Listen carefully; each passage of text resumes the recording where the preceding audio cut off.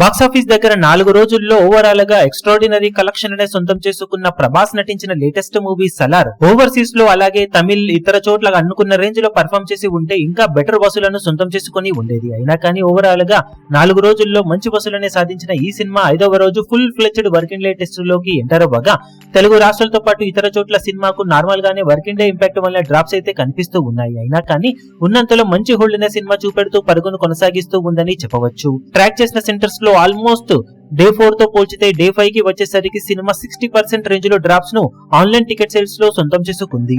Ticket hikes ఎక్కువగా ఉండటం కూడా ఈ ఎక్కువ డ్రాప్స్ కి కారణమని చెప్పవచ్చు. ఆఫ్లైన్ లో కూడా డ్రాప్స్ ఉంటే అవకాశం ఉన్న నేపథ్యంలో ఓవరాల్ గా ఈ రోజు సినిమా బాక్సాఫీస్ దగ్గర ప్రెజెంట్ ట్రెండ్ ను బట్టి చూస్తూ ఉంటే తెలుగు రాష్ట్రాలలో అటు ఇటుగా 6 కోట్ల రేంజ్ లో షేర్ అందుకునే ఛాన్సెస్ అయితే ఉన్నాయని చెప్పవచ్చు.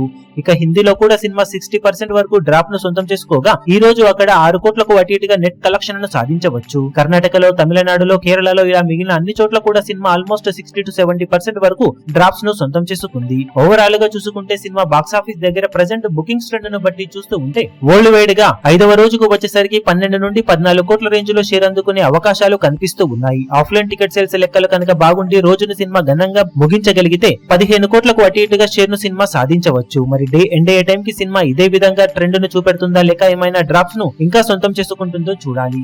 డే ఎండ్ అయ్యే టైం కి సినిమా ఓవరాల్ బుకింగ్స్ ట్రెండ్ ను చూసి ఎలాంటి కలెక్షన్ ను సినిమా సాధించవచ్చు అన్నది అప్డేట్ చేస్తాం.